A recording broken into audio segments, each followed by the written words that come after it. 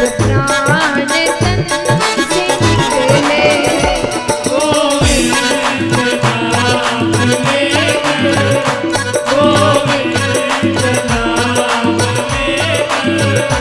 तब प्राण तन से निकले, ओ इतना तो करे न स्वामी, इतना तो करे न स्वामी,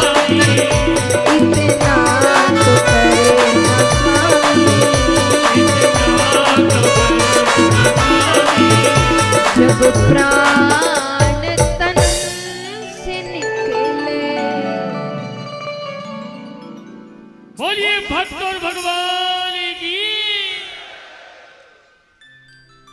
तो भगवान जाते हैं, भीष्म पितामह के पास खड़े होते हैं, उनसे पूछते हैं उनकी आखिरी इच्छा क्या है। भीष्म पितामह कहते हैं मुझे आपके विराट रूप के दर्शन करने हैं। भगवान अपने विराट रूप के दर्शन कराते हैं।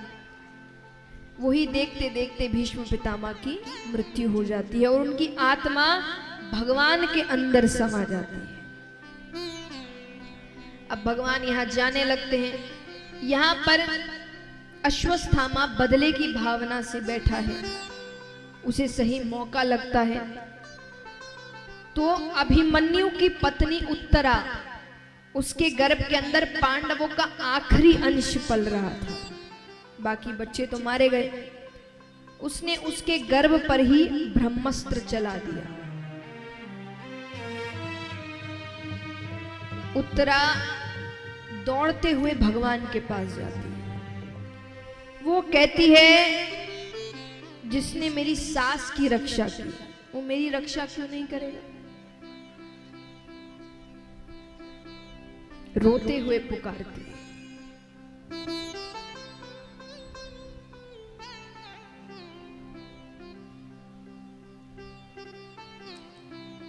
रोते हुए भगवान को पुकारती है। और जैसा मैंने कहा, ये भगवान की कमजोरी है, वो भक्त को रोते हुए, तो जो भगवान ने कभी नहीं किया वो भगवान अब करते हैं।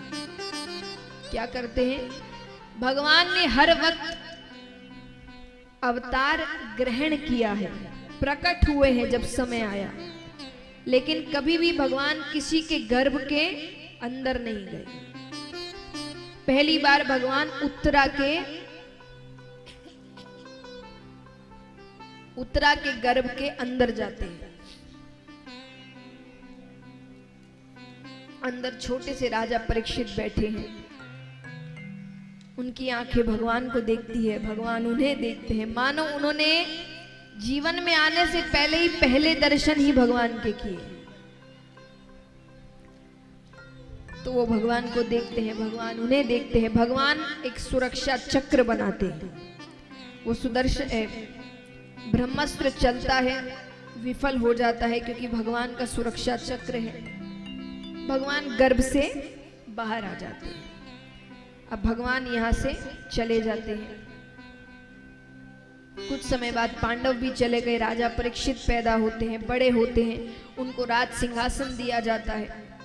एक दिन राज खजाने की सफाई हो रही थी, उसमें से एक मुकुट बहुत कीमती मुकुट निकलता है, हीरे जवाहरातों से जड़ा हुआ। असल में ये मुकुट जरासंध नामक एक राजा का था। इसकी कथा भी आप कुछ दिनों में सुनेंगे। ये कंस के ससुर हुए, बहुत पापी, कई राजाओं को मार कर लूट कर उसने ये मुकुट बनवाया था। उस मुकुट को साफ करके राजा परीक्षित को पहनाया जाता है। जैसा मैंने कहा, जैसी संगत वैसा स्वभाव। वो मुकुट पहनते ही उनके मन में हिंसक भाव आने लगते हैं। इतने वर्षों में पहली बार राजा परीक्षित कहते हैं आज शिकार खेलने चलते हैं। ठीक है, चलो शिकार खेलने जाते हैं। बीच रास्ते में वो देखते हैं कि एक शूद्र एक पैर के बैल को लाठी से मार रहा है, बहुत बेरहमी से। और नीचे एक गौ माता पड़ी हुई है अधमरी हालत में, उसे बार बार वो पैर की ठोकर मार रहा है। राजा परीक्षित देखते हैं, राजा परीक्षित कहते हैं मेरे राज्य में ऐसी क्रूरता का कार्य कौन कर रहा है? उसके पास जाते हैं, कौन हो तुम? वो कहता है मेरा नाम कलयुग है। क्या है? कलयुग। ये बैल कौन है? बोले ये धर्म है, सिर्फ एक ही पैर। बोले कलयुग में धर्म केवल दान से किया जाएगा। तप इत्यादि ये सब मोह माया छोड़ना, ये किसी के बस की बात नहीं होगी उस वक्त। सुपारी ना छूटे आजकल किसी से, मोह माया कहां से छूट जाए, तो वो कोई कर नहीं पाएगा। तो दान कैसे करेगा? बोले क्योंकि ऐसे भी लोग पैसे के ही पीछे भाग रहे हो, तो कमाएंगे तो दान भी कर देंगे, तो दान से धर्म होगा। ये गौ माता कौन है?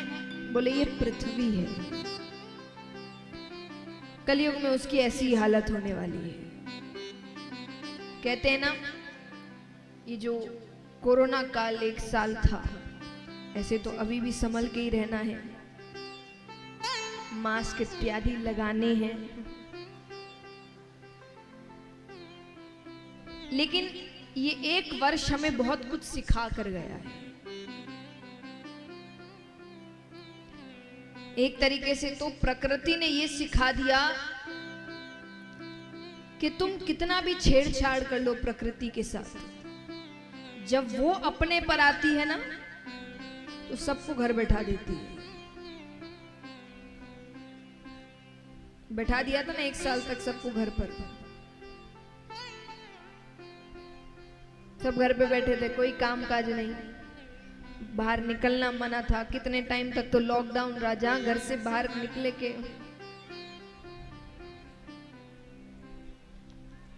तो प्रकृति ने यही कहा कि मेरे साथ छेड़छाड़ मत करो, क्योंकि जब मैं बदला लेने पर आई, मैं सारे काम धरे के धरे रख दूंगी, कुछ नहीं कर पाओगे। भगवान की इतनी सुंदर चीज बनाई हुई है, और कहते हैं सबसे ज्यादा सफाई अगर किसी समय रही है तो ये 1 वर्ष में रही है। हमारे लिए भले ये समय बहुत बुरा रहा, प्रकृति के लिए बहुत अच्छा रहा। प्रकृति मानो वो भी तो सांस लेती है, खुल के सांस ले रही थी, ना ज्यादा गाड़ियां चल रही है, ना ज्यादा धुआं है, वो बड़ी खुश है।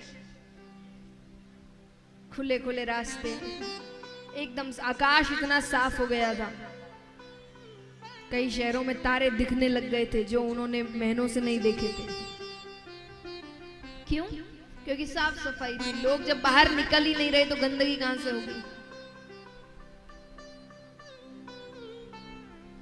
और कहते हैं कोरोना से भी ज्यादा जो मौतें होती थी पहले, चाहे वो एक्सीडेंट से हो किसी, वो सब कम हो गई। क्यों? क्योंकि जब लोग निकल ही नहीं, गाड़ियां चल ही नहीं रही, तो एक्सीडेंट होगा कहां से? तो ये साल बहुत कुछ सिखा कर गया है कि अच्छे से जीना है, तो जो 1 साल में चीजें समझी है उसको जीवन भर अब उसका पालन करो। प्रकृति के साथ छेड़छाड़ मत करो, वरना उसको फिर समय नहीं लगेगा वापस घर पे बैठाने में। इसलिए अब थोड़ा संभल के। और देखिए, हमारे तो हिंदू संस्कृति में जो चीजें आपने कोरोना में की वो हमेशा से होती आई है। अब व्यक्ति बाहर रहता था, पहले के देखिए हमारे जो बुजुर्ग होते थे वो घर में घुसते ही पहले हाथ मुंह धोते थे, उसके बाद किसी से मिलते थे। आज भी यही बताया जा रहा है, घर बाहर रहो तो घर जाते ही हाथ मुंह अच्छे से धोना है। पहले ये सब हाय हेलो थोड़ी कोई करता था, हाथ ज्यादा नहीं मिलाते थे। पहले कैसे किसी से मिलते थे? दूर से। आजकल यही बोला जा रहा है, हाथ मत मिलाओ, दूर से सबको प्रणाम करो। बाहर के देशों के कितने प्रेसिडेंट, प्राइम मिनिस्टर ये सब कर रहे हैं अब, जो हमारे बुजुर्ग हमको पहले ही सिखा के चले। तो आपको पहले ही ये चीजें अगर हमने उन चीजों को अभी तक लागू रखा होता तो शायद इतनी दिक्कत नहीं आती। कहते ना, हम दूसरों की संस्कृति अपना रहे हैं और वो हमारी संस्कृति अपना रहे हैं। जगह जगह इस्कॉन खुल रहे हैं, क्यों? क्योंकि उनको हमारी संस्कृति अच्छी लग रही है, उनको हमारे सत्संग में शांति मिल रही है और हम इन चीजों को छोड़ रहे हैं। कहते हैं ना, जो अपनी संस्कृति की इज्जत नहीं कर सकता वो किसी संस्कृति की इज्जत नहीं कर सकता। सबको मनाओ। मैं एक बात हमेशा कहती हूं, खुद की संस्कृति अच्छा का मतलब ये नहीं कि बाकियों की खराब है या उसकी बेइज्जती करनी है, नहीं। कहते हैं इज्जत सबकी करो, प्रेम अपने से करो। इज्जत मगर सबकी करो, क्योंकि जितना प्रेम आपको अपनी संस्कृति उतना ही उनको भी अपनी संस्कृति से प्रेम है। इज्जत सबकी करनी है लेकिन अपनी बेइज्जती नहीं करनी है। और ये चीज हमको तो जितनी सीखने की जरूरत है शायद किसी और को सीखने की जरूरत होगी, क्योंकि जितना मजाक हमारी संस्कृति हमारे भगवानों का उड़ाया जाता है उतना तो किसी का ही नहीं उड़ाया जाता। उसका कारण क्या है? क्योंकि अधिकतर समय देखिएगा जब ऐसे मजाक होते हैं ना, वहां हम में से ही लोग होते हैं जो हंस रहे होते हैं। हमें ही बड़ा मजा आता है और फिर हम कहते कि ये तो मजाक है, तुम्हें मजाक लेना नहीं आता। अरे माँ बाप को गालियां दोगे तो मजाक थोड़ी होगा वो। और जो माँ बाप के लिए गालियां सुन ले वो कोई संतान है? मैंने ये नहीं कहा कि हिंसा करो, लड़ाई करो, नहीं, वहां से चले जाओ। जब जो जिसको वो मजाक सुना रहा है वही वहां नहीं खड़ा तो वो मजाक ही नहीं है बचा। लड़ाई नहीं करनी है, उठ के चले जाओ। नहीं सुनना ऐसा मजाक, क्योंकि हम अपने माँ बाप के खिलाफ मजाक, वो तो परम पिता परमेश्वर है। जब हम सांसारिक रूप में जो माता पिता है उनके लिए गालियां नहीं सुन सकते या उनकी बेइज्जती नहीं सुन सकते, तो जो परम पिता परमेश्वर है उसके लिए कैसे सुन ले? और जब खुद ही अपने भगवान की इज्जत नहीं करोगे तो बाहर वाला खाक करेगा। और फिर उसको क्या सीख दोगे कि मेरे भगवान की बेइज्जती मत करो, वो करेगा, तुम जब करते हो तब वो नहीं दिखता, हम करे तो गलत। तो पहले खुद इज्जत करना सीखो, फिर ही तो किसी और से हक से कह पाएंगे कि ये बातें मत करो। तो महाराजा यहां भगवान गर्भ से बाहर आते। राजा परीक्षित कहता है कि अगर ऐसा समय आने वाला है तब तो तुम्हारा मर जाना ही अच्छा है। कलयुग ने कहा, मुझ में लाख अवगुण है पर एक ऐसा गुण है जो किसी युग में नहीं था। कौन सा गुण? कलयुग केवल नाम आधारा, सुमिर सुमिर नर उतर ही पारा। यानी पहले के युगों में वर्षों तपस्या करने पर भी किसी किसी को भगवान की एक झलक प्राप्त होती थी, लेकिन कलयुग में केवल नाम मात्र से आपको भगवान मिल जाता। अच्छा, ऐसी बात है तो ठीक है, पर तुम मेरे राज्य में नहीं रह सकते। तो मैं कहाँ रहूं? बोले वहां रहो जहां मदिरा पान होता है, जहां गलत लोगों के साथ संग होता है, जहां नशा इत्यादि करते हैं, चोरी डकैतियां होती है, पाप होते हैं। अब कलयुग मन में कहे ये सारे प्लॉट तो मैंने पहले से ही बुक करके रखे हैं। कलयुग कहे काम करिए, एक स्थान मुझे मेरे मन मुताबिक दीजिए। कौन सा स्थान? मुझे सोने में स्थान चाहिए। सोना यानी स्वर्ण। राजा भूल गए कि उन्होंने खुद ने सोने का मुकुट पहन कर रखा है। राजा ने कहा ठीक है, कलयुग प्रवेश कर गया। राजा शिकार खेलने जाते हैं, शिकार करते करते भटक जाते हैं। एक कुटिया दिखती है, कुटिया के अंदर जाकर कहते हैं कि मुझे पानी चाहिए। अंदर जो ऋषि बैठे हैं वो तपस्या कर रहे थे, तो उनको कुछ सुनाई नहीं दे रहा, वो अपनी धुन में है। एक बार, दो बार, तीन बार तो राजा ने कहा, फिर नीचे एक मरा हुआ सर्प पड़ा था, राजा ने वो सर्प उठाया और ऋषि के गले में डाल दिया। ये दृश्य ऋषि के शिष्य ने देख लिया। शिष्य ने उनके बेटे से कहा, बेटे ने बिना जाने बिना समझे वहीं खड़े खड़े कह दिया, जिसने भी हरकत की है अगले 7 दिनों में तक्षक नाग के डसने पर उसकी मृत्यु हो जाएगी।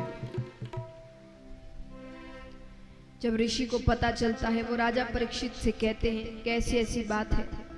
राजा परीक्षित ने उसी वक्त अपना राज्य छोड़ दिया। शुकदेव जी को बुलाया जाता है कि आप श्रीमद् भागवत कथा सप्ताह पारायण करिए। क्यों? 7 दिनों में राजा परीक्षित को भगवान से मिलाना है। ये काम शुकदेव जी के अलावा और कोई नहीं कर सकता।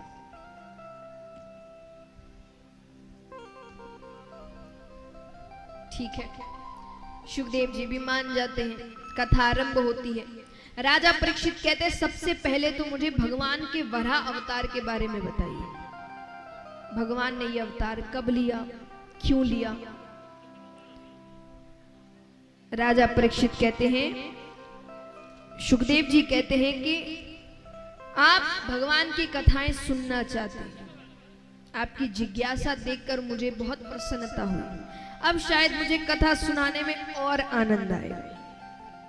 कथा सुनाने में तभी तो आनंद आए जब आप सब सुनना चाहे। अब आप सब इधर उधर देखते रहेंगे, बातचीत करते रहेंगे तो मुझे आनंद थोड़ी आएगा। लेकिन अगर आप अच्छे से सुनेंगे तो मुझे और अच्छा लगेगा। तो शुकदेव जी ने कहा, तुमने पहली बार में ही दिल जीत लिया, अब मुझे कथा सुनाने में और आनंद आएगा। शुकदेव जी कहते हैं कि दिति अपने पति कश्यप ऋषि के पास जाती है शाम के समय संतान की कामना से। कश्यप ऋषि ने कहा, यह समय सही नहीं है, ये पूजा पाठ का समय है, हर चीज के लिए एक समय दिया गया है।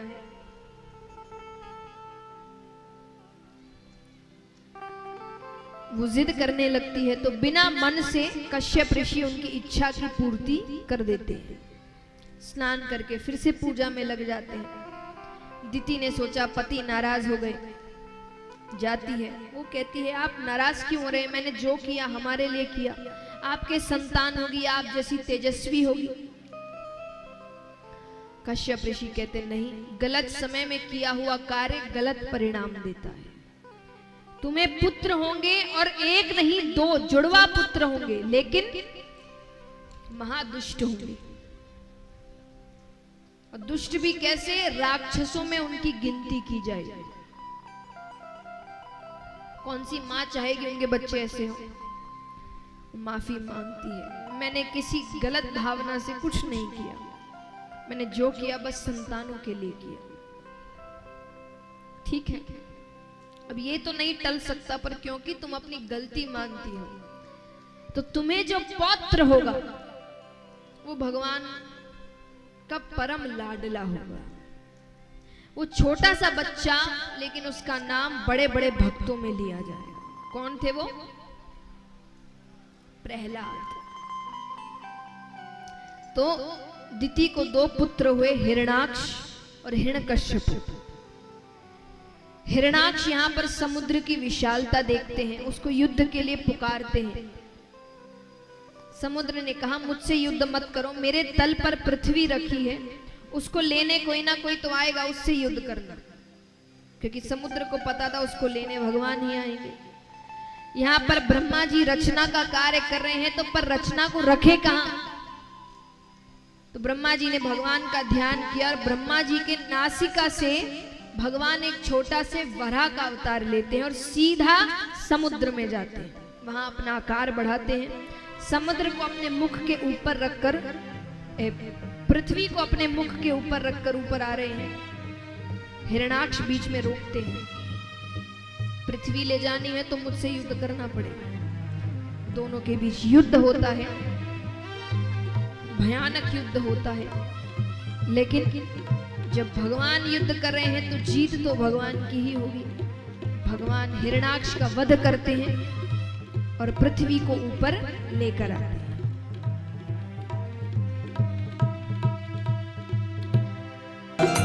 करो हरि दर्शन, करो हरि दर्शन, करो हरि दर्शन, करो हरि दर्शन, करो हरि दर्शन, करो हरि दर्शन।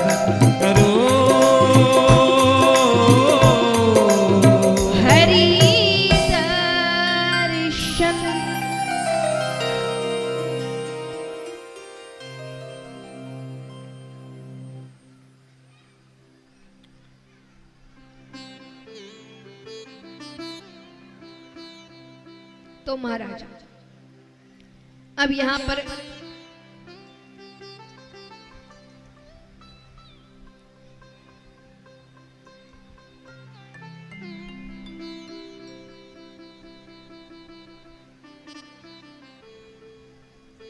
भगवान इस प्रकार वराह अवतार ग्रहण करते हैं। अब हम चलते हैं सती चरित्र की ओर।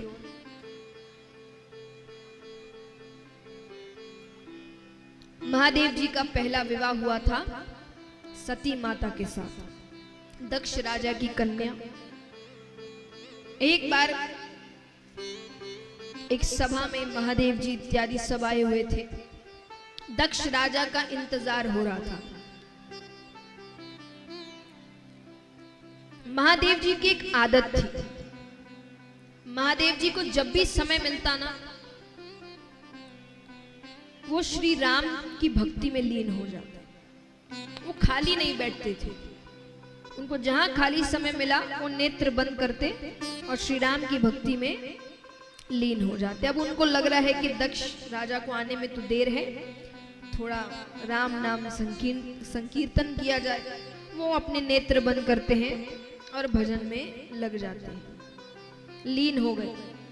उनका नेत्र बंद करना हुआ और कुछ ही देर में दक्ष राजा का आना हुआ। क्योंकि वो भगवान के नाम में इतने मग्न हो चुके हैं उनको कुछ पता नहीं चलता। दक्ष राजा आते हैं, सब उनके स्वागत में खड़े होते हैं सिवाय महादेव जी।